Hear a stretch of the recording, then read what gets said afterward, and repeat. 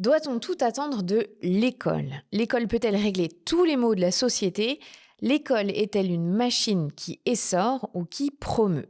Ce sont les questions que s'est posées dans son nouvel essai François Dubé, sociologue et professeur émérite à l'Université de Bordeaux.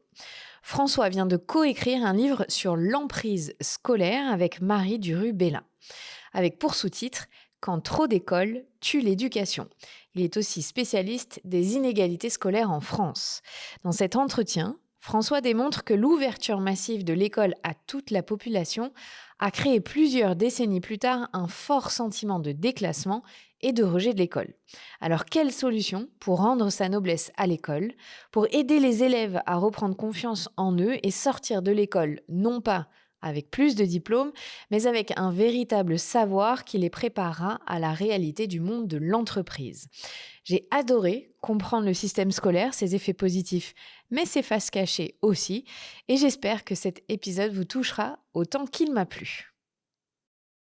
Bonjour François, Bonjour. je suis ravie de vous accueillir dans le podcast de la matrescence, donc bienvenue. On va parler d'éducation, vous êtes un grand spécialiste de la question.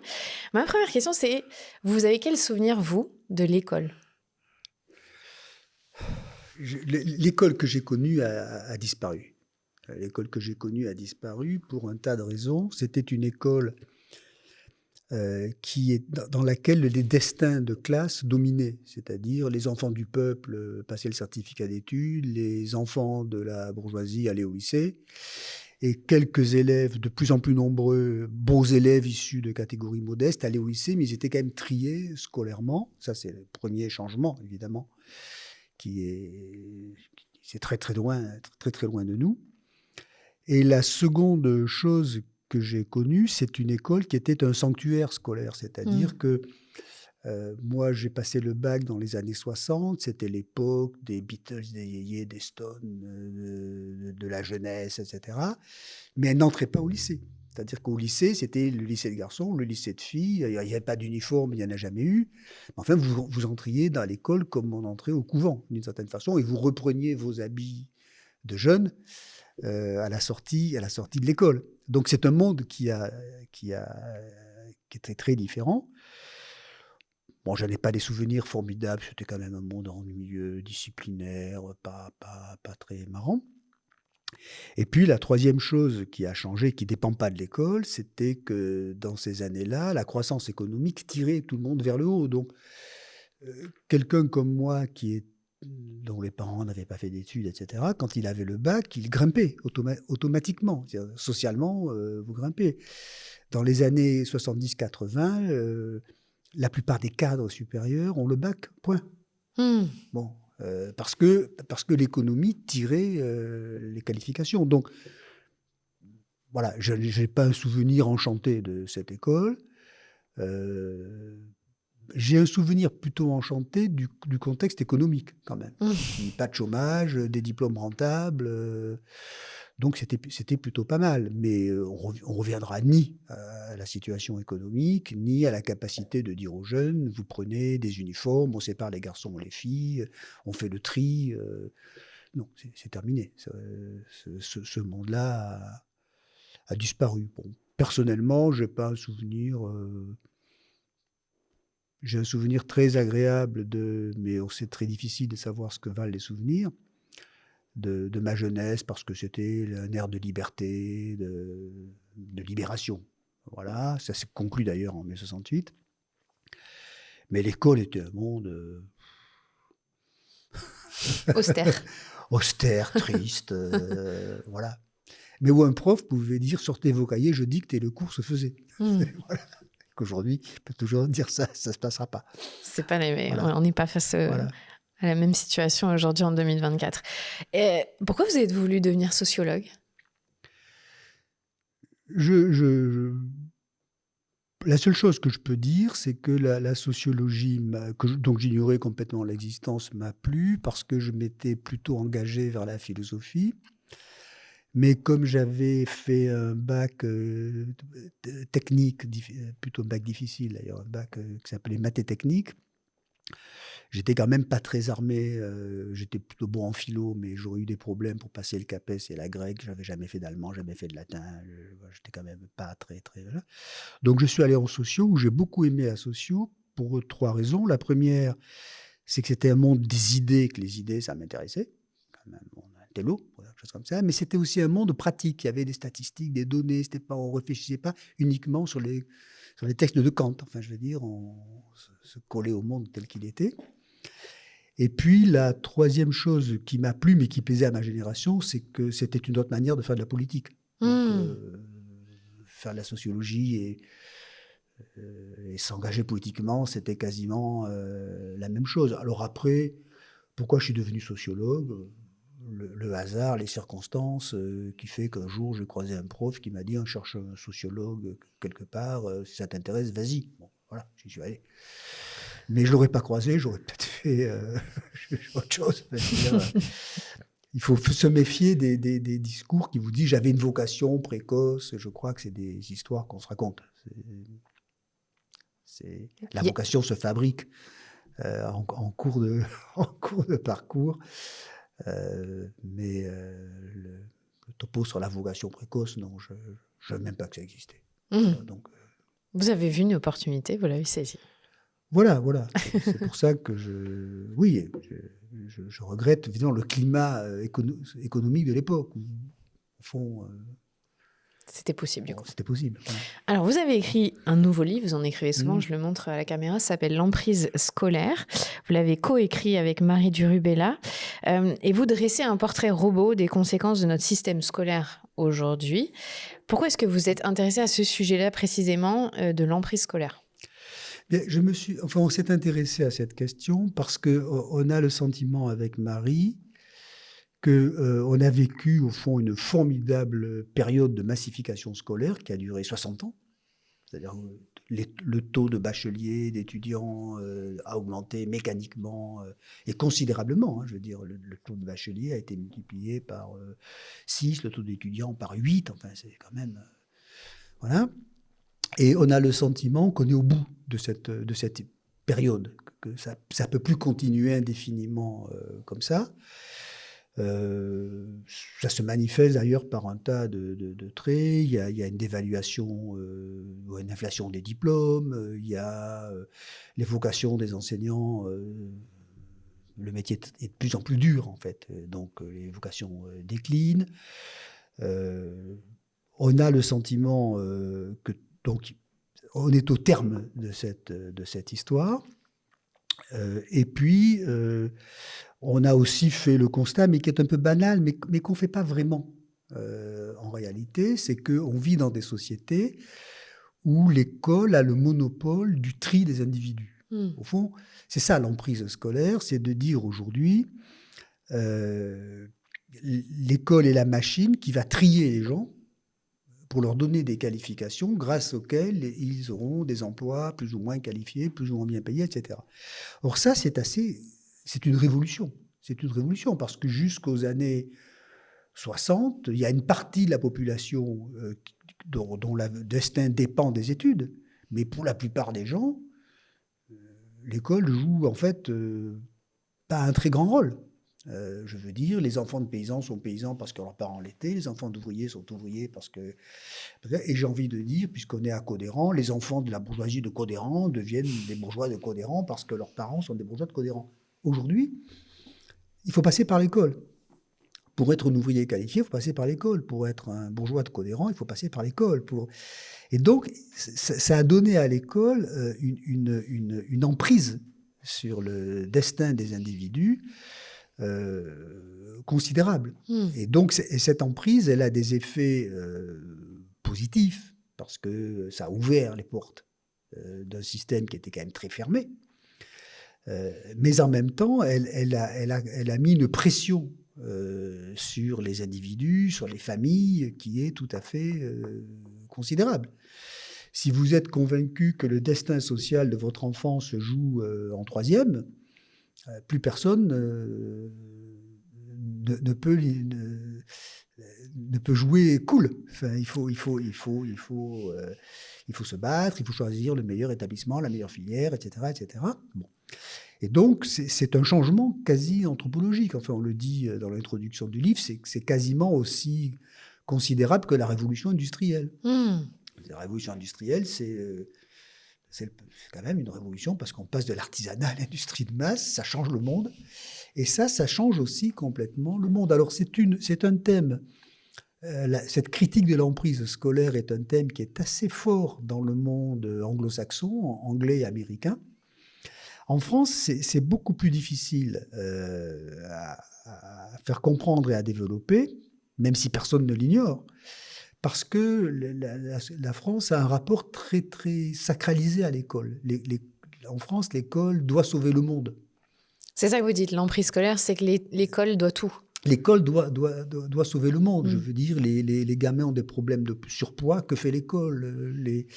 L'égalité des filles et des garçons, que fait l'école? Que fait l'école chaque fois? Et on attend de l'école qu'elle nous sauve, parce qu'on a une histoire très particulière en France, qui est que l'école républicaine a été faite pour fonder la République. Disons que jusqu'à Jules Ferry, pour dire les choses globalement, c'est l'Église qui s'occupait de former des croyants, et donc on a fabriqué une école pour qu'elle forme des citoyens. Mais elle les a formés un peu comme on forme des croyants, c'est-à-dire des maîtres ayant de l'autorité, une forme de sacralité, avec un dogme. Une croyance. Alors cette croyance, elle est sympa, hein, je veux dire, moi je trouve que c'est bien de croire à l'école, mais c'est peut-être pas bien de tout en attendre, parce qu'elle ne peut que décevoir. Et d'ailleurs aujourd'hui, si vous regardez le système scolaire français, il me paraît plutôt mieux que celui que j'ai connu. Il est moins inégalitaire, il est moins austère, il est moins autoritaire, enfin voilà. Mais jamais l'école n'a été autant critiquée, parce que tout se joue à l'école. Alors que dans les années 50, au fond, l'école ne déterminait pas le destin de la plupart des gens. Et au fond, tout le monde aimait bien l'école. Parce qu'on n'attendait pas de l'école qu'elle vous sauve. Voilà. Quand vous parlez au tout début de la massification, est-ce que vous pouvez expliquer ce que ça veut dire? Ça a été sous quelle politique, en fait, on a voulu faire cette massification? La massification, si on voulait la dater, je crois qu'elle commence en 1958. C'est de dire tout le monde doit aller à l'école. Il faut avoir les chiffres. Il faut avoir les chiffres, hein, je veux dire... En 1950, 5% d'une classe d'âge a le bac. 5%. C'est-à-dire beaucoup moins de bacheliers que d'élèves en classe préparatoire aujourd'hui. La moitié des Français n'ont pas le certificat d'études. Bon. Ce qu'on attend de l'école, c'est qu'elle apprenne à lire et à écrire à tout le monde. Et il y a à côté de cette école républicaine dont on a la nostalgie, Marcel Pagnol, la guerre des boutons, enfin... Voilà. Mais ce qui n'est pas une nostalgie absurde, parce que c'est une école qui avait de la gueule, d'une certaine façon. Les enfants de la bourgeoisie faisaient des études souvent payantes au lycée, et ils étaient rejoints par ce qu'on appelait les boursiers, c'est-à-dire les très bons élèves d'origine populaire qui étaient tirés vers le haut, mais qui étaient très peu nombreux. C'est-à-dire que l'ascenseur montait, mais très peu de gens l'empruntaient. Et il montait d'ailleurs d'autant plus que très peu de gens l'empruntaient. Ça a été l'école, je dirais, entre Jules Ferry et les années 1950, qui n'a pas tellement bougé. Qui n'a pas tellement bougé. Les garçons et les filles sont séparés, etc.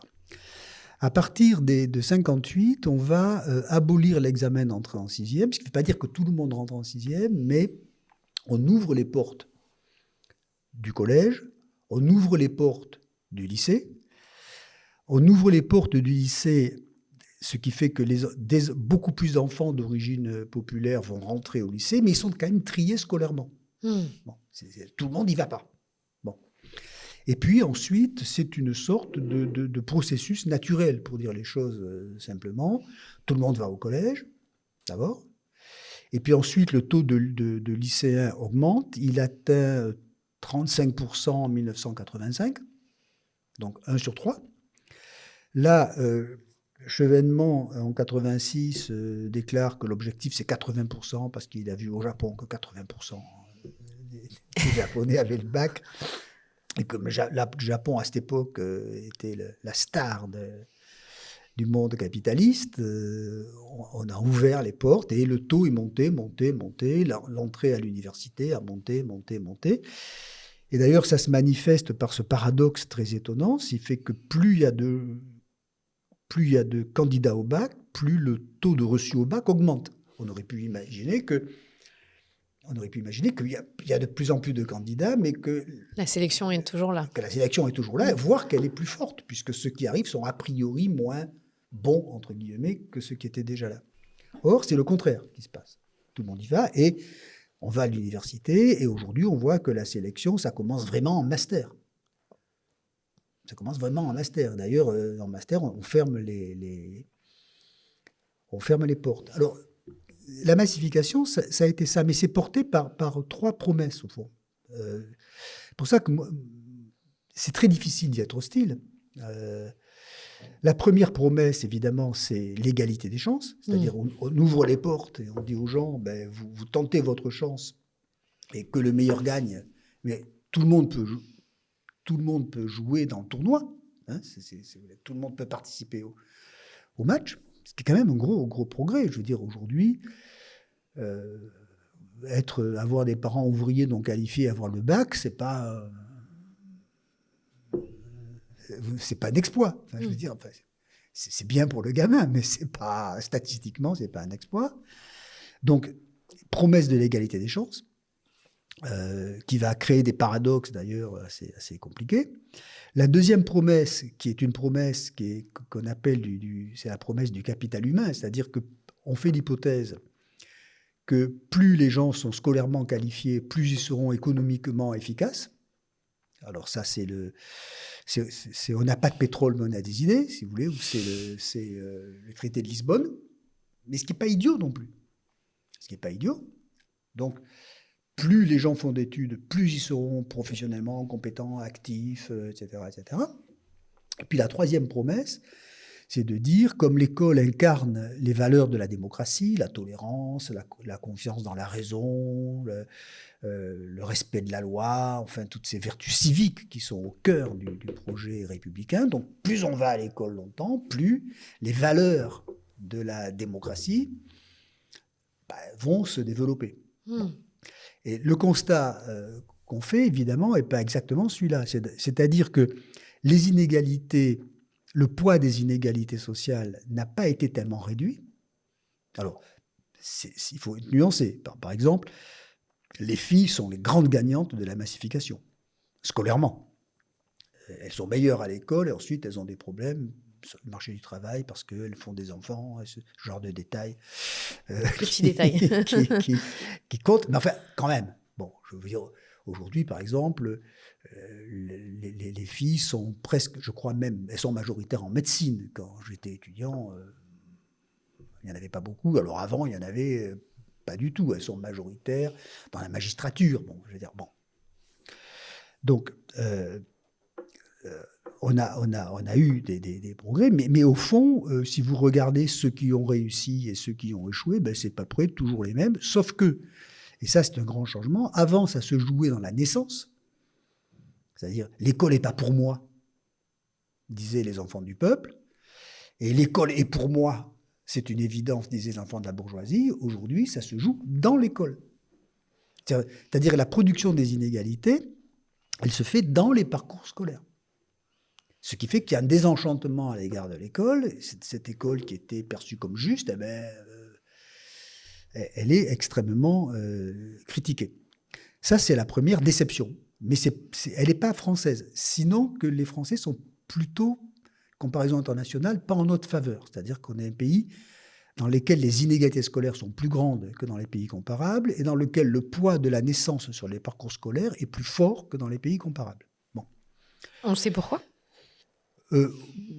Alors, c'est très compliqué à expliquer. Je crois que ça s'explique fondamentalement par le fait qu'on a gardé le modèle élitiste de l'école d'autrefois et l'orientation par l'échec, grosso modo. Voilà, qui est... Dans les années 80, en Allemagne, vous n'êtes pas très bon, vous allez dans une école professionnelle, mais vous allez vous en sortir très bien. Tandis qu'en France, vous allez dans une école professionnelle parce que vous n'êtes pas bon et vous allez... On a une étiquette tout de suite. Voilà, une étiquette, etc. Ça, c'est probablement... en tout cas, la promesse de l'égalité des chances, de toute évidence, elle n'est pas tenue. La deuxième promesse du capital humain, elle est tenue très globalement, mais elle n'est pas tenue de la même manière pour tout le monde. C'est-à-dire que si vous avez franchi les étapes sélectives, les diplômes vont être très rentables, mais si vous n'en avez pas, ça devient un handicap épouvantable. Et au milieu, vous avez une distance entre les compétences scolaires et les compétences professionnelles qui n'a cessé de se creuser. J'ai une licence d'anglais, ça prouve quoi ?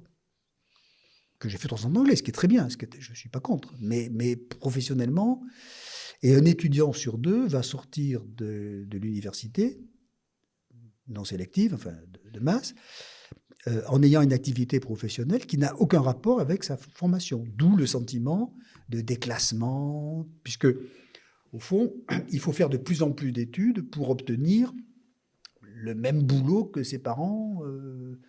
Je donne toujours cet exemple. Moi, quand j'ai passé le bac, 18 ans, je pouvais être instit le lendemain. C'est pas mal. À l'époque, on pouvait. Ouais. Paquet d'instit et voilà. Aujourd'hui, il faut faire 5 ans d'études pour se retrouver instit. Bon.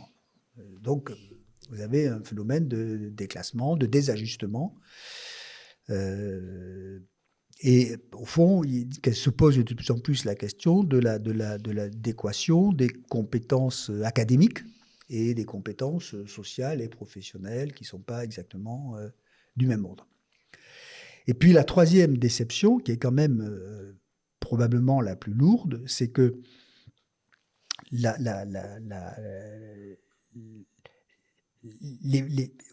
faut dire les choses, c'est un peu compliqué. Plus je fais des études, plus j'adhère aux valeurs démocratiques. Bon. Ça reste un vieux truc qui marche bien, mais dans une société où tout le monde fait des études, l'adhésion aux valeurs démocratiques est plus faible. Pourquoi ? Parce que, avec l'emprise scolaire, vous passez d'un monde, on va dire, de classe sociale, la naissance, le capital, etc., le monde... je sais pas, des romans du 19e siècle de Zola, si vous voulez, voilà, de Mauriac, puisqu'on est à Bordeaux, à un monde de vainqueurs et de vaincus. Au fond, c'est l'image du tournoi de tennis. C'est-à-dire, vous rentrez dans ce monde, vous avez gagné. Scolairement, vous allez gagner socialement et vous trouvez que le monde est plutôt sympathique. Vous passez à l'échelon supérieur. Mais vous avez gagné, mais vous ne devez rien aux autres, puisque vous devez votre succès à vous-même. Bon, pourquoi pas ? C'est pas si grave, mais ça explique la haine à l'égard de Macron. Les élites arrogantes qui ont tout réussi, etc. etc. Mais quand vous avez perdu, vous devez votre échec à vous-même. Vous ne pouvez pas dire c'est le destin de classe. C'est que à l'école, je n'ai pas fait ce qu'il fallait. Donc, vous avez un clivage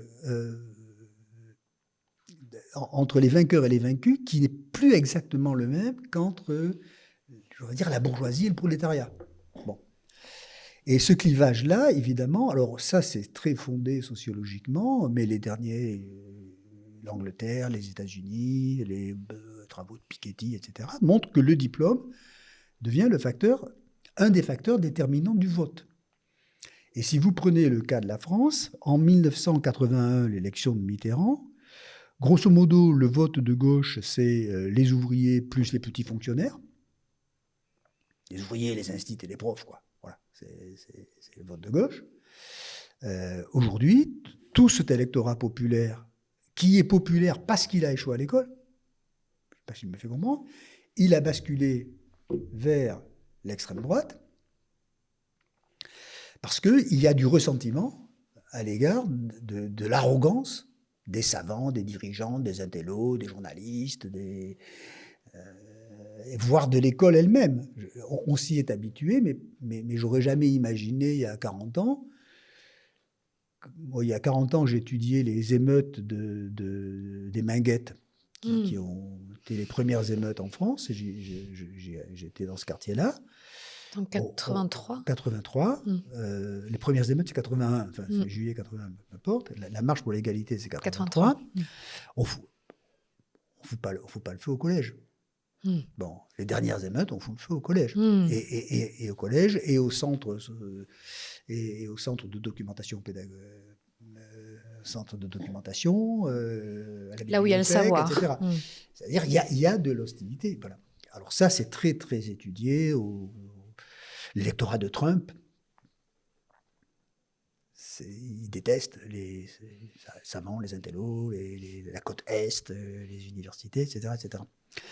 Donc vous avez un paradoxe qui fait que, au niveau des individus, plus j'ai fait d'études, plus j'adhère aux valeurs démocratiques, mais au niveau des cohortes, moins j'ai fait d'études, moins j'adhère aux valeurs démocratiques, et ça se fait de plus en plus tard.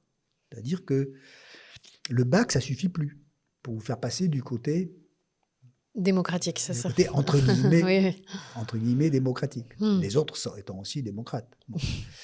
Mais voilà, donc, alors ça c'est très, très, très argumenté aux États-Unis. Il y a un type qui s'appelle Sandel qui décrit ça complètement. Mais on ne peut pas faire comme si ça n'existait pas. Donc, au fond, les promesses ont été très partiellement tenues, les 3 promesses, et aujourd'hui, on a plutôt le sentiment qu'elles ne sont pas tenues du tout. Et évidemment, ça pose le problème de savoir... Alors, face à ça, vous avez la droite et l'extrême droite, enfin une partie de la droite et l'extrême droite, qui disent on revient avant. On sépare les garçons. Sur les filles, on leur colle les uniformes, qu'il n'y a jamais eu dans l'école d'ailleurs française. Je le signale au passage. On sélectionne en 6e, au 3e, etc. Bon. Évidemment, on ne dit pas ce qu'on va faire des vaincus. C'est quand même un problème un peu compliqué. Et de l'autre côté, vous avez les progressistes qui ont du mal à renoncer à ces 3 promesses et qui disent encore un coup. Je lisais dans un programme Front Populaire, 80% de bacheliers, c'est pas assez, il faut aller à 90. Mais on en rajoute une couche. Donc, l'idée que l'on défend avec Marie, c'est de dire il faut trouver une autre logique de scolarisation et il faut que l'emprise scolaire diminue. Il faut que l'école éduque. Ça, on est très attachés l'un et l'autre à l'école. Il faut qu'elle éduque, qu'elle apprenne des choses intelligentes, utiles, qu'elle ouvre au monde. Ça, on y est. Mais en même temps, il faut arrêter ce mécanisme d'emprise qui fait que ça se retourne systématiquement contre l'école. Je vais donner un exemple très bête pour me faire comprendre.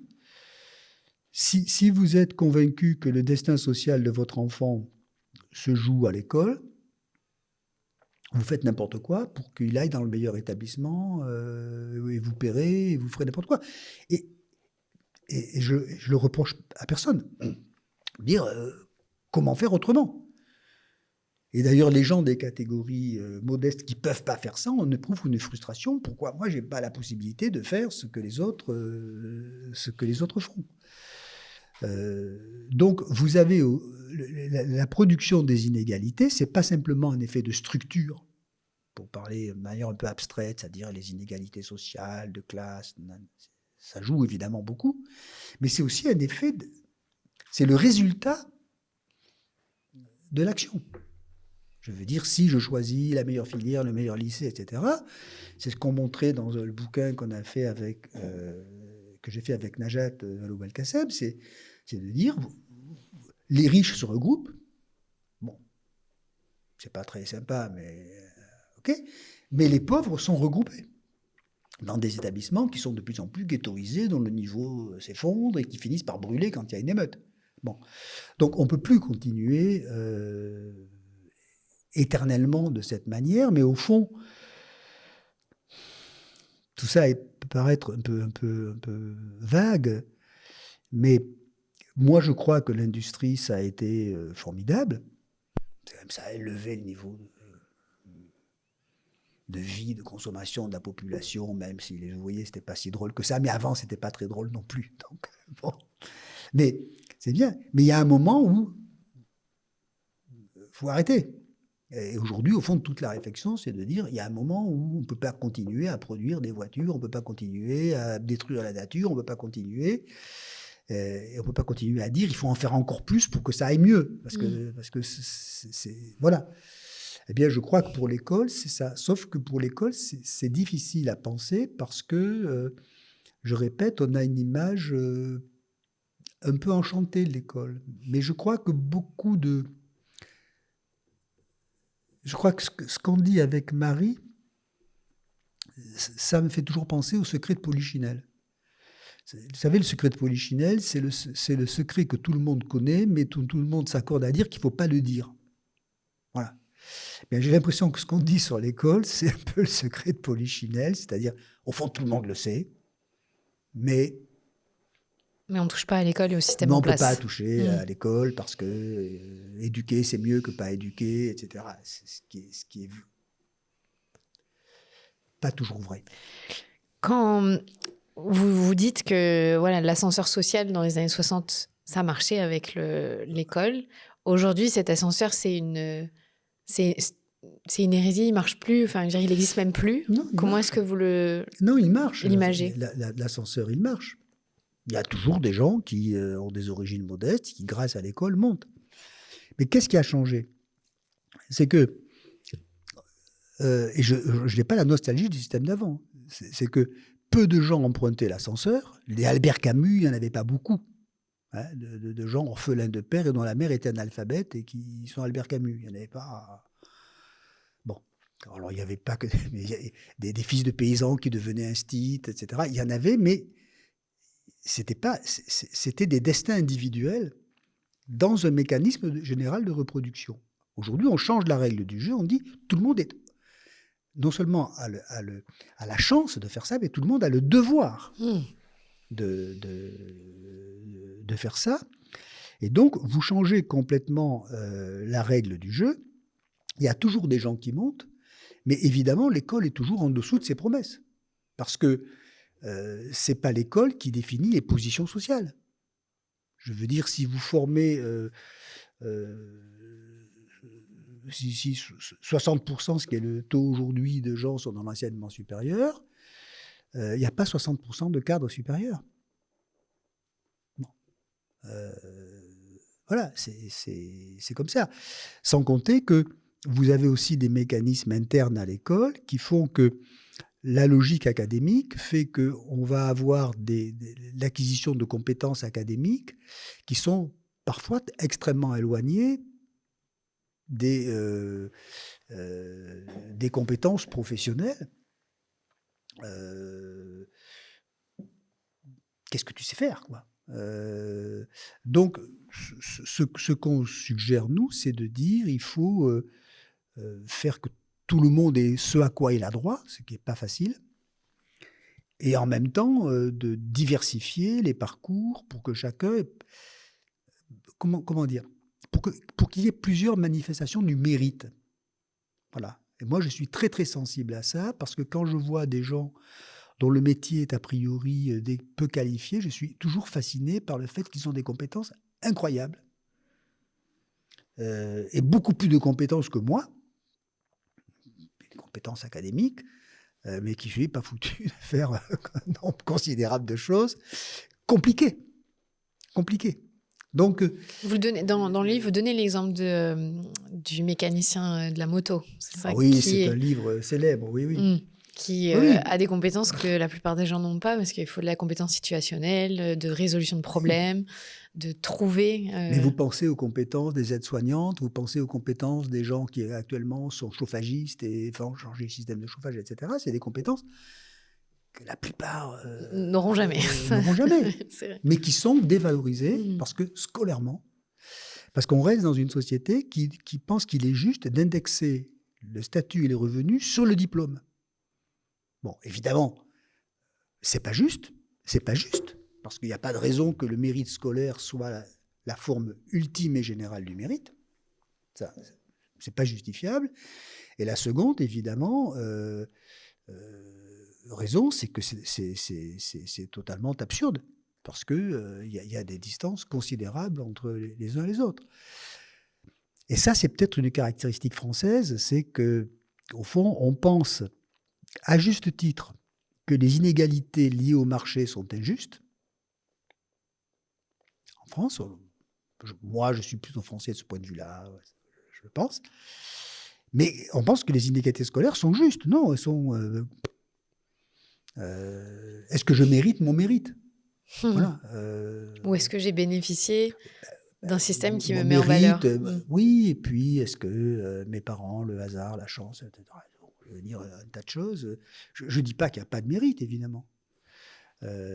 Mais l'idée qu'il y a une forme, une conception du mérite qui est la forme, comment dirais-je, centrale, puisqu'on est à Bordeaux, on est dans le pays de Montesquieu, au fond, un monde, certainement un peu à la Montesquieu, un monde qui dirait il y a plusieurs manifestations du mérite, est un monde plus juste qu'un monde qui dit il n'y a qu'une manifestation du mérite. Parce que je peux jouer dans plusieurs types de compétitions. Bon, j'ai plus de chances de m'en sortir. Alors qu'aujourd'hui, le système fait qu'il y a une seule voie.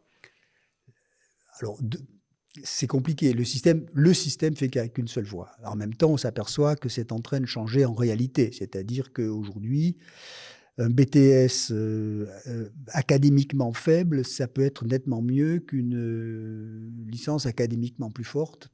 Et d'ailleurs, ça sélectionne en BTS plus qu'en licence, etc., etc. Donc, il y a une revanche aujourd'hui qui, pour moi, est une assez bonne nouvelle. Enfin, d'un certain type de formation qui était considérée comme très en bas et qui, ma foi, se révèle pas si mauvaise que ça. Mais il faut faire très attention parce qu'on ne peut pas confier ça simplement aux entreprises, etc. Donc, il faut quand même faire un peu attention. Mais on ne peut plus, l'idée de ce livre, c'est qu'on ne peut plus continuer éternellement et faire comme si. Voilà. Je veux dire qu'avant, on sélectionnait au bac. Avant le bac, c'était pas très juste. Maintenant, on sélectionne 3 ans après le bac. C'est peut-être encore moins juste. Parce que c'est un long investissement, ça coûte cher aux individus, ça coûte cher à la collectivité, et après. Est-ce que vous pouvez nous expliquer le concept, vous en avez beaucoup parlé là, du déclassement et de la fracture que ça crée aujourd'hui? Alors, le déclassement, si on regarde les chiffres, le déclassement, c'est par rapport à ses parents. Je suis dans une catégorie plus basse que celle de mes parents. Bon. Alors, si on regarde les chiffres, il n'y a pas tellement de déclassement en France. Il n'y a pas tellement de déclassement objectif. Bon. Il y a des gens qui montent, donc il y a des gens qui descendent, mais ce n'est pas un phénomène extrêmement massif, le déclassement. En revanche, le déclassement subjectif qui fait que je suis monté dans le système scolaire pour découvrir que à la fin, je suis à la même position, etc. Là, il y a un sentiment de déclassement subjectif. C'est-à-dire, j'ai fait plus d'études pour, à la fin, me retrouver dans la même situation. Donc, j'ai le sentiment d'être déclassé parce que j'avais l'aspiration de grimper. De grimper. Alors ça, c'est très, très fort. Ça, c'est évidemment très important. Et puis, ce qui est caractéristique de la société française, c'est que puisqu'on n'hérite plus, ce qui est une bonne chose de sa situation, eh bien, il y a une peur du déclassement qui explique d'ailleurs le vote. Hein, c'est-à-dire, j'ai le sentiment qu'on est menacé de tomber. Alors, ça se joue toujours par rapport aux élites qui donnent le sentiment, machin, mais par rapport aussi aux gens qui sont classés plus bas, dont on a l'impression qu'ils sont une menace. C'est-à-dire que, au fond, quand j'ai peur d'être déclassé, j'en veux aux riches et j'en veux aux pauvres. Parce que les riches s'en vont et les pauvres se rapprochent. Je, je vais donner un exemple qui est dans l'actualité politique. On parle du salaire à 1600 euros, du SMIC à 1600 euros. Je n'ai aucune idée économique. Des économistes disent c'est pas un problème, d'autres disent c'est un problème, peu importe. Mais si vous montez le SMIC à 1600 euros, ce qui est probablement une très bonne chose, enfin je veux dire, je ne discute pas. Tous les gens qui gagnent 1800 euros se sentiront plus pauvres. Donc auront le sentiment, alors qu'ils n'ont pas bougé, auront le sentiment d'être déclassés. Je peux vous dire comment ils vont voter. En fait, il faudrait augmenter toute la classe sociale pour qu'il y ait cet effet de décalage. Si on décale que le bas... Je ne dis pas qu'il faut augmenter, mais j'en sais rien. Mais ce que je veux dire, c'est que les mécanismes sociaux, eux, sont parfaitement prévisibles. Je veux dire, si vous êtes un enseignant qui gagnait 2000 euros et que le SMIC est à 1000 euros, vous dites quand même, je gagne 2 fois plus qu'un SMICard. Si le SMIC est à 1600 euros, vous dites, est-ce que ça valait le coup que je fasse tant d'études? Voilà. Ça c'est la cruauté de la sociologie. Je veux dire, c'est pas de la morale, ça n'a rien à voir. Ce qui fait que aujourd'hui, vous avez un sentiment très très fort de déclassement et une peur du déclassement extrêmement forte. Au fond, si les gens ont des stratégies si dures sur l'école, c'est parce que la peur du déclassement domine. Si j'appartiens aux classes moyennes supérieures, il faut que mes enfants réussissent à l'école. C'est impératif parce qu'il ne suffira pas qu'ils aient hérité de mon pavillon de banlieue. C'est clair. Et il n'y a rien de garanti pour eux. Donc, vous voyez que ce sentiment de déclassement, il se manifeste, c'est assez troublant dans toutes les professions. Les médecins ont le sentiment d'être déclassés, alors qu'ils ne le sont pas. Les profs ne sont pas assez bien payés, mais ils ont le sentiment d'être déclassés, alors qu'ils ne le sont pas. Mais ce sentiment est extrêmement puissant. Et est-ce que ça a un effet qui se répercute sur la santé mentale des élèves? Il y a plus de stress généré par les parents qui ont cette pression de vouloir que leurs enfants restent au moins dans leur catégorie sociale. Je ne peux pas vous répondre à ça. Est-ce qu'il y a plus de stress qu'avant? J'en sais rien. Ce que je peux dire, c'est que les comparaisons internationales montrent que les élèves français sont stressés. Bon. Pourquoi? Parce qu'ils ont le sentiment, et Parcoursup a considérablement accentué ça, qu'ils jouent leur peau tous les matins. Bon. Et ça, c'est un sentiment qui apparaît dès le collège, dès le lycée? C'est un sentiment qui à mon avis, se manifeste de plus en plus tôt maintenant, puisque tout le monde a bien compris que mes performances scolaires en 6e vont déterminer tout. Bon. En plus, on a des systèmes style pronote qui font que les gamins ont leurs notes, c'est sur un programme informatique, les parents y accèdent, tout compte. Vous me demandiez d'évoquer ma scolarité. Moi, j'ai un bon souvenir de ma scolarité, c'était les compositions trimestrielles. Il y avait une note qui comptait par trimestre. Bon, vous jouiez votre peau dans la composition trimestrielle, mais vous ne la jouiez pas le reste du temps. Le reste du temps, c'était un échec, une mauvaise note en disserte, ce n'était pas un problème. Ce qu'il fallait, c'était avoir une bonne note le jour de la compo trimestrielle. Aujourd'hui, moi, je m'étais rendu compte qu'un collégien qui passe à peu près 140 jours, 150 jours au collège, il a à peu près 100 notes par an. Ah oui, il a 10 profs qui le notent chacun 10 fois, c'est pas beaucoup. Donc 2 jours sur 3, il est évalué. Donc vous passez d'un système qui était plutôt disciplinaire, un peu dur, puisque un échec, c'était quand même un échec, à un système qui est plutôt du contrôle continu. C'est comme je sais pas, c'est comme s'il y avait des radars et des policiers partout quand vous conduisez votre voiture. C'est-à-dire que vous êtes toujours sous contrôle. Et Parcoursup, évidemment, qui sera difficile de changer, je le signale au passage, parce que les systèmes antérieurs n'étaient pas terribles, évidemment, créer ça, c'est-à-dire que mes notes de seconde vont déterminer ce que je pourrais faire, à condition que je le sache, en rentrant au... Ouais, donc vous êtes dans un système, ça ressemble assez à du Michel Foucault, au fond. C'est-à-dire que vous avez des technologies disciplinaires. Voilà. C'est pas brutal. C'est plutôt moins brutal que le système que j'ai connu avec des punitions, des machins, mais ça n'arrête pas. Voilà. Et donc les élèves sont stressés, beaucoup. Ceux qui perdent disent « moi je joue pas le jeu, je suis contre », et donc les établissements finissent par brûler, ou bien ils pourrissent la vie des profs. Enfin, ils disent « moi, vous me faites jouer à un jeu où je suis sûr de perdre ». Donc pas la peine de... Alors ces élèves existaient, mais ils étaient rapidement hors de l'école. Tandis qu'aujourd'hui, ils sont tenus à l'école de plus en plus longtemps, et ça peut créer quelquefois, beaucoup d'enseignants le dénoncent, au fond, le sentiment que ce jeu est un peu vide de sens, que les notes ne veulent plus dire grand-chose, que les contrôles se multiplient mais n'apprennent rien. Enfin bon, il y a quand même un sentiment de crise pédagogique. Enfin, beaucoup d'enseignants, en tout cas, le disent. Ils disent, bon, au fond, à quoi je sers, quoi. Là, c'est un podcast qui s'adresse surtout aux parents, encore qu'il y a beaucoup d'enseignants et d'enseignantes qui écoutent.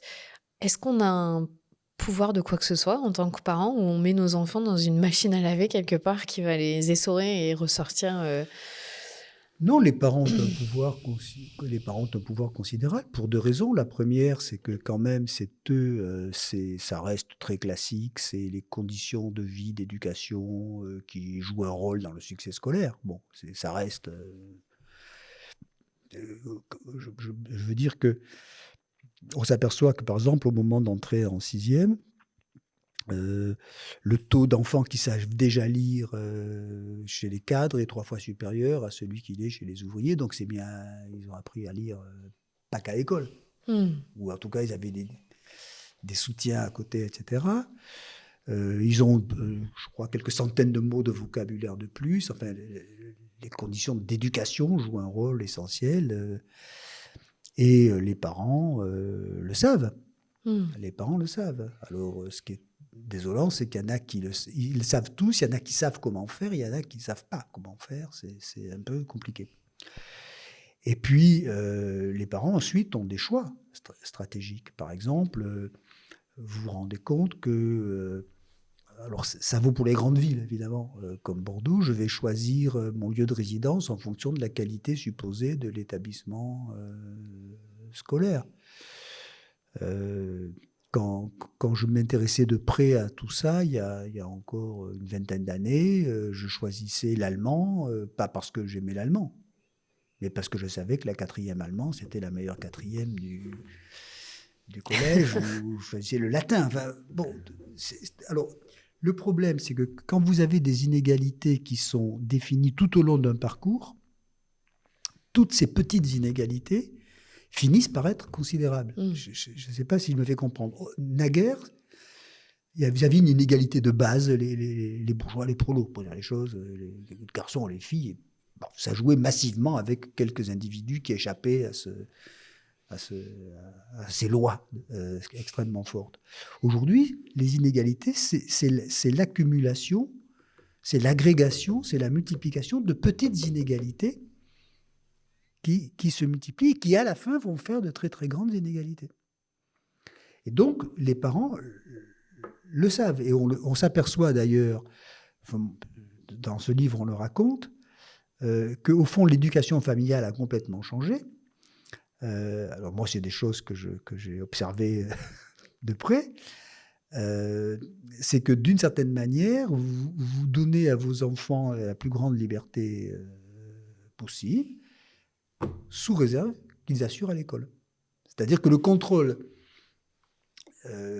éducatif se fait moins sur des valeurs, des principes, des traditions, hein, que sur Les bonnes notes. l'école. Et je me rappelle quand j'étudiais, j'avais fait un livre avec les lycéens de Montaigne, de Cajus, etc., dans les lycées de années Bordeaux. 80, dans les lycées de Bordeaux. Les élèves me le disaient. Ils me disaient, moi, j'ai des bonnes notes pour avoir la paix. Tant que j'ai de bonnes notes, je fais absolument ce que je veux. Je sors, j'ai mes copains que je choisis, etc. J'achète la paix. Ce qui paraît un calcul assez rationnel.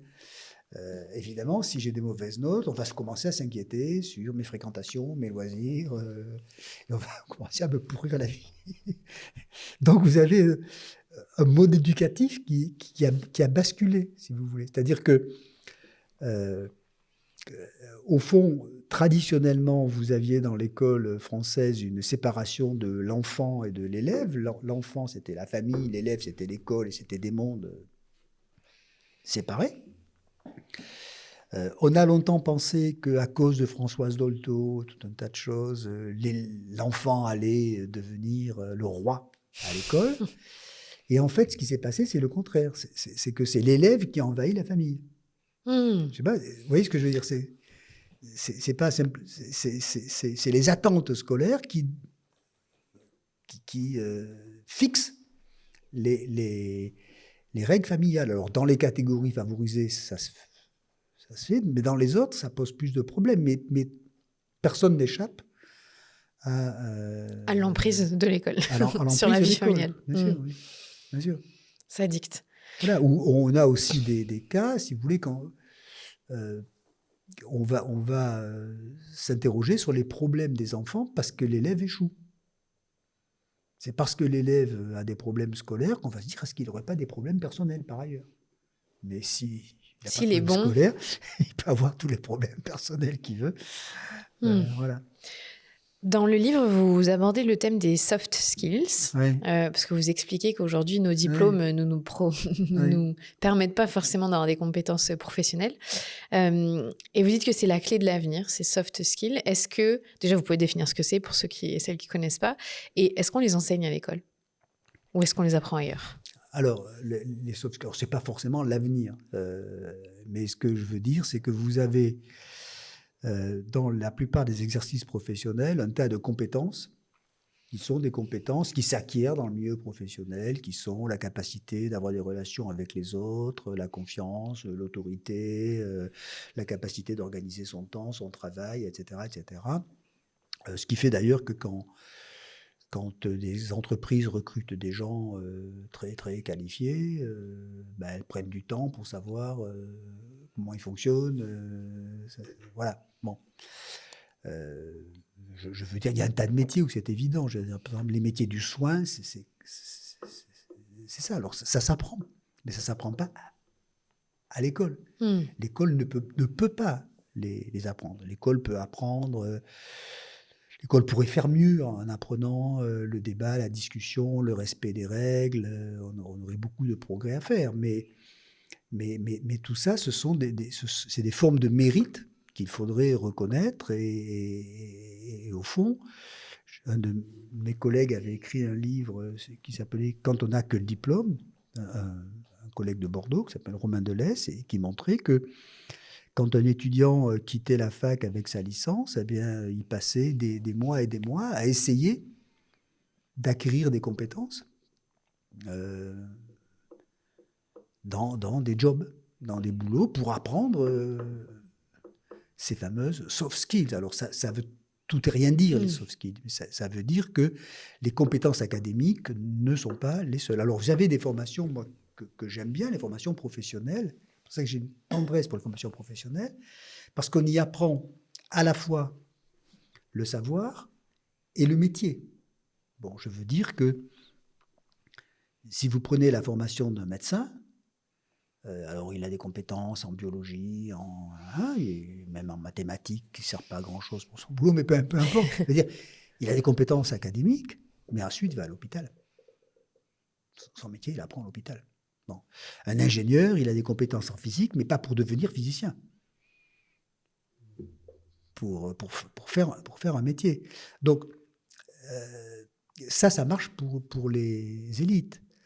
Ça marche aussi pour les moins bons, paradoxalement, qui font de l'alternance, de l'apprentissage pour apprendre à côté. Mais pour la grande masse des étudiants de la massification, ça n'existe pas. Il y a une rupture en fait entre leur parcours scolaire et d'un coup leur entrée dans Oui. le monde professionnel Oui, où oui. ils n'ont jamais été confrontés à ce que veut dire être un salarié, plus ou moins. Un salarié ou un entrepreneur ou n'importe quoi. Je veux dire que le mérite scolaire, ça reste un mérite académique. Donc l'écart se creuse fatalement. Et on le voit d'ailleurs aujourd'hui. Beaucoup de recruteurs commencent à dire le diplôme, c'est pas essentiel. Beaucoup de gens qui ont fait des formations, alors c'est l'inverse, mais c'est assez sympa aussi, des formations, je sais pas, techniques pointues ou commerciales pointues, et qui déclarent au bout de 3 ans, mais moi, j'ai jamais voulu faire ça. je fais complètement autre chose. Il y a une distance. Enfin, il y a une distance entre le monde social et le monde scolaire. Hmm. Voilà, Et cette distance, on pourrait l'abolir en multipliant les opportunités de formation, en brisant ce qu'on propose, comme le font d'ailleurs les pays scandinaves, le calendrier des âges. Et dans le modèle français, c'est je vais à l'école, je fais de bonnes études, je fais que mes études, et quand c'est fini, ça s'arrête. Bon, il y a un tas de pays où vous faites vos études, vous arrêtez, vous bossez, vous revenez, vous reprenez. Voilà, les Danois ont un système assez formidable. Ils disent chaque individu, après qu'il ait passé son bac, a droit à l'équivalent de 6 ans de formation. Mais pas forcément en continu. Mais il les prend quand il veut, ou il les prend pas. Hmm. Voilà. Donc il y a une capacité d'exploration et de se confronter à la vie. Donc le mérite scolaire, c'est pas le seul, l'alpha et l'oméga. Du coup, c'est quoi les solutions que vous donnez pour que cette massification ne vienne plus donner de l'emprise scolaire qui donne ce sentiment de déclassement? La première chose, c'est que dans un système d'égalité des chances, la question la plus difficile, c'est qu'est-ce qu'on fait des vaincus? Bon, ça, c'est une question qu'il faut bien comprendre. C'est-à-dire que tout le monde vous dit l'égalité des chances, c'est formidable. C'est formidable, c'est incontestable. Enfin, je ne conteste pas évidemment le principe de l'égalité des chances, mais c'est un système qui suppose à la fin des vainqueurs et des vaincus. Alors, on ne raisonne en France que sur les vainqueurs. C'est-à-dire combien d'enfants d'origine immigrée vont rentrer en Sciences Po, etc. C'est-à-dire qu'on raisonne toujours à partir des vainqueurs. On est scandalisé, par exemple, par le fait qu'il y ait peu d'enfants de pauvres dans les grandes écoles, mais pas du tout scandalisé le fait qu'il n'y ait que des enfants de pauvres dans d'autres. Ça ne choque absolument personne. Bon. On est scandalisé par le fait qu'il y ait peu d'enfants de catégorie sociale dans les grandes écoles parisiennes, mais le fait qu'un enfant sur 4 qui rentre en 6e ne sache pas vraiment lire et écrire, qui est quand même un problème nettement plus compliqué, nettement plus lourd, si je peux me permettre.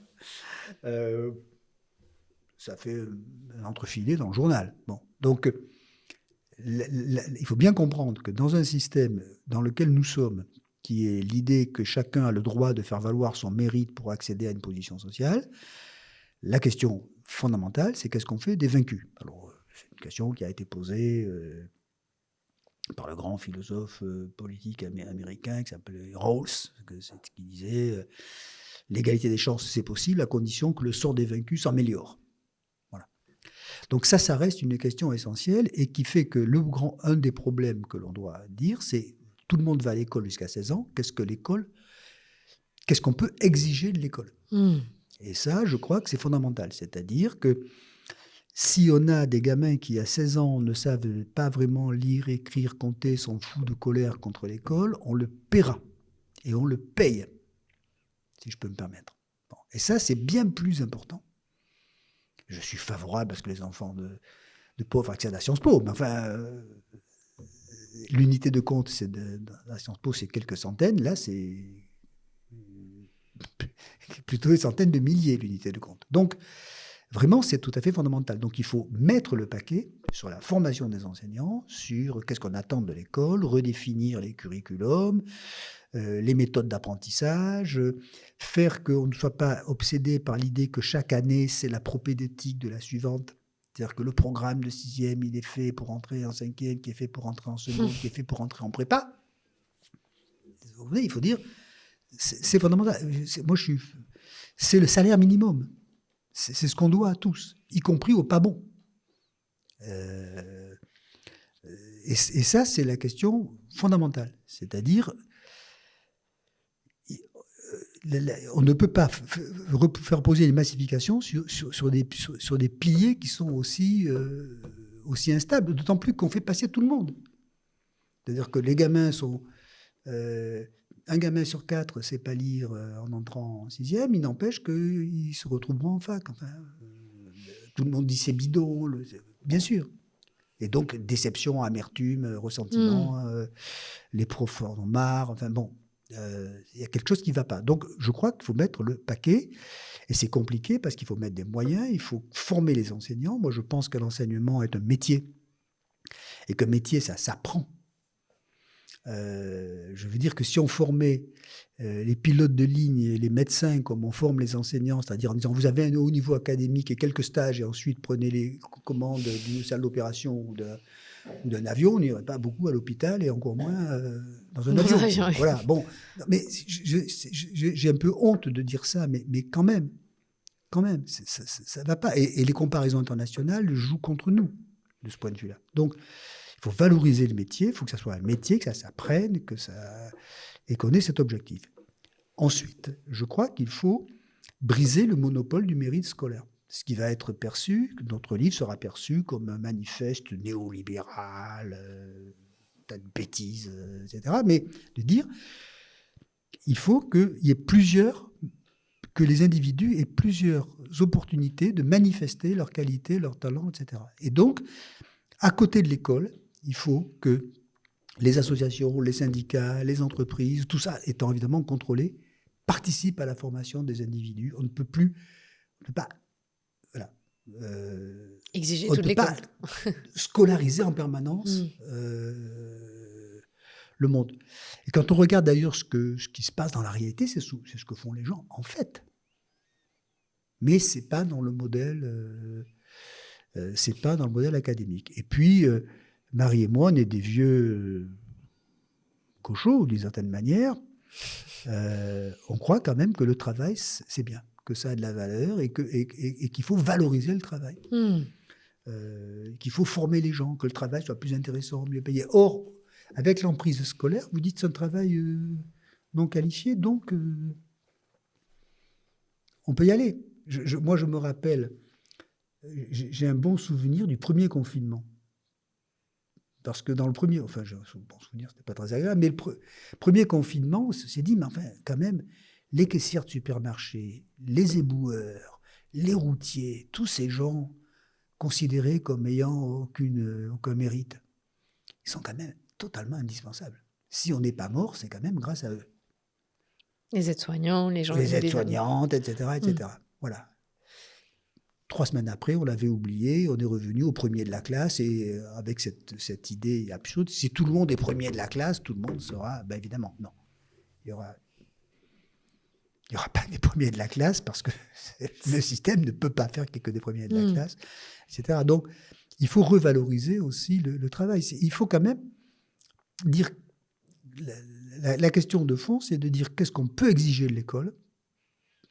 Et je crois... Disons, l'idée, c'est on ne peut pas tout attendre de l'école, donc il faut savoir ce qu'on en exige, et ce qu'on l'exige, on l'exige. Et on le fait bien. Voilà. Alors qu'au fond, on en attend tout, et on n'en exige rien, d'une certaine manière. C'est un fourre-tout, en fait, où on se dit, bon, mais débrouillez-vous là-dedans, et on vous donne déjà... L'expression est de Marie Duru, c'est de dire, au fond, c'est une contre-réforme, la massification. C'est-à-dire, on ne change rien, et on fait rentrer de plus en plus de gens pour faire croire que ça change, mais en fait, ça ne change rien. Voilà. On fait illusion. Ouais. Et tout le monde est content, parce que tout le monde a le sentiment qu'il peut rentrer dans le système. Les vainqueurs restent les vainqueurs, et les vaincus restent les vaincus, mais c'est de leur faute. Et ça, c'est un gros problème, que ce soit Si je suis maltraité par mon patron, c'est de sa faute. Si j'échoue à l'école, c'est de la mienne. J'ai beau dire que c'est pas de ma faute, c'est de ma faute. La preuve, c'est que j'ai des copains Qui arrive. du même milieu qui, eux, s'en sont sortis. Donc, il y a une certaine cruauté du modèle de l'égalité des chances. Le modèle de l'égalité des chances est un modèle incontestable. Chacun a le droit de faire valoir son mérite, mais il se heurte à deux difficultés. Le premier, c'est qu'il est dur à mettre en place. Donc, une société n'y est parvenue. Et le second, c'est que c'est un modèle cruel. Il a un petit aspect darwinien, le modèle d'égalité des chances. C'est-à-dire, les vainqueurs ont gagné, ils méritent leur victoire, quoi. Et les vaincus méritent leur défaite. C'est quel modèle qui serait le plus approprié? Vous avez étudié, vous avez parlé des modèles des pays nordiques. Qu'est-ce qui serait le plus vertueux pour une société et qui a déjà été mis en place? Est-ce que ça existe? Alors, les comparaisons internationales sont quand même intéressantes parce que on s'aperçoit que les systèmes scolaires ont des climats scolaires très, très différents. Bon, on parlait du stress, etc. Bon, ça compte. On s'aperçoit que l'amplitude des inégalités scolaires n'est pas le reflet exact des inégalités sociales. Okay. Alors, c'est-à-dire que si je compare la Suisse et le Brésil, il n'y a pas photo. Bon, le Brésil est une société plus inégalitaire avec un système scolaire plus inégalitaire. Bon. Ouais. Mais si je compare la France et le Canada, l'école canadienne est moins inégalitaire, la société canadienne est plutôt plus inégalitaire que la société française. Donc, l'école joue un rôle propre. Je ne sais pas si je me fais comprendre. Donc, il y a une marge de manœuvre considérable. Aujourd'hui, vous avez plusieurs modèles qui sont à l'œuvre. Longtemps, ça a été le modèle scandinave. Alors, le modèle scandinave, c'est un peu compliqué parce que notamment les Suédois sont en train de passer vers un modèle libéral qui devient très inégalitaire, avec choix illimité des établissements par les parents. D'accord. Donc, on a des ségrégations, on fuit, alors, comme toujours, vous fuyez les écoles où il y a des étrangers, des pauvres, vous regroupez, etc. Et puis, vous avez de l'autre côté le modèle Singapour, qui était le modèle dont Attal faisait la promotion. C'est un modèle très efficace, plutôt égalitaire, enfin, toutes choses égales par ailleurs, mais avec une pression sur les élèves extrêmement forte. C'est-à-dire, ils jouent leur peau et méthode efficace, pression, mobilisation des parents, etc., etc. Ce qui fait que, au fond, ce qui a plutôt le mieux fonctionné, ça a été le modèle, c'était le modèle scandinave-finlandais, c'est-à-dire très bonne formation des enseignants, une école, moi je suis allé avec un climat qui est quand même incroyablement, pas cool, mais apaisé. Des profs qui déjeunent avec leurs élèves, des activités sportives, beaucoup de choses que l'on fait, etc., etc. Et puis des systèmes qui font que si vous n'êtes pas dans le mérite scolaire traditionnel, vous allez trouver des formations professionnelles de très bon niveau, très bien payées, etc. Donc, c'est vers ça qu'il faudrait tendre, alors qu'en France, on est quand même un peu prisonnier de l'idée que l'excellence scolaire, c'est très, très caractéristique et très défini. Et puis qu'ensuite, vous êtes dans de la distillation fractionnée de plus en plus loin de ça. Mais je crois que la question que l'on pose, qui est un peu iconoclaste en France, mais je répète, la littérature internationale, tout le monde se la pose. On ne peut pas continuer indéfiniment, d'autant plus qu'il y a une rentabilité. Alors ça, c'est un thème qui m'embête parce qu'il est plutôt réac. Mais bon. Mais il y a quand même une rentabilité décroissante des études. C'est-à-dire qu'on scolarise de plus en plus longtemps, le niveau monte, mais il monte de moins en moins. Okay. Vous comprenez ce que je veux dire? Oui. C'est-à-dire que Au début de la massification, une année scolaire de plus, ça se voyait dans les compétences. Et puis, au fur et à mesure du temps, une année scolaire de plus, ça se voit de moins en moins. Donc, il y a si on raisonne avec la métaphore industrielle, il y a un système il y a beaucoup d'entropie. Et d'ailleurs, les enseignants le disent. Ils le disent. Ils disent, au fond, alors, ça ne dépend pas que de l'école, hein, je veux dire... il y a aussi, on n'en parle pas beaucoup parce que Marie et moi, on n'est pas très, très savants, très au courant de ça, mais il y a quand même une révolution qui est tout à fait considérable, c'est celle des écrans. Aujourd'hui, vous me parliez de l'école que j'ai connue. Moi, l'école que j'ai connue, j'avais le choix, pour des choses rapidement, j'avais le choix, pour comprendre vaguement le monde dans lequel j'y vais, j'avais le choix entre l'école ou l'école. À peu près. Quelques mouvements de jeunesse, mais enfin, grosso modo, l'école ou l'école. Bon, aujourd'hui... On a tout. Non, mais aujourd'hui, les élèves passent beaucoup plus de temps devant leur téléphone que devant le tableau noir. Donc, il y a aussi un affaiblissement de la culture scolaire. La posture de l'école face au savoir. Elle est de moins en moins efficace parce qu'elle a de moins en moins de temps de cerveau, d'une certaine façon. Et on a accès à un tas d'informations auxquelles on n'avait pas accès sans l'école. Je veux dire, je pouvais prendre mon prof d'histoire pour un savant. Si j'avais eu un téléphone portable avec la totalité des informations disponibles, peut-être que j'aurais trouvé que mon prof d'histoire n'était pas si savant. Si Wikipédia existait. Mais évidemment. J'aurais peut-être découvert d'ailleurs qu'il faisait son cours avec Wikipédia. Avec l'intelligence artificielle aujourd'hui. Oui. Non, mais ça va être... Non, pas une révolution. Il est évident que ça va être complètement... on le voit, je veux dire... On le voit, par exemple... Alors, je ne dis pas ça sur un mode nostalgique, mais le rapport au livre est en train de changer complètement parce que l'intelligence artificielle, contrairement à ce qu'on dit, elle est intelligente. Elle fait de très, très bonnes dissertes. Voilà. Non, mais ça va être un problème. Donc, en plus de l'effet massification, il y a peut-être un effet culturel décisif. J'ai beaucoup de mal à le dire, mais après tout, il y a eu une révolution au début du XVIe siècle, c'est que le livre a été accessible. Jusque-là, à l'école, il n'y avait pas de livre. Il n'y avait que le maître qui avait un livre. Puis tout le monde s'est mis à lire.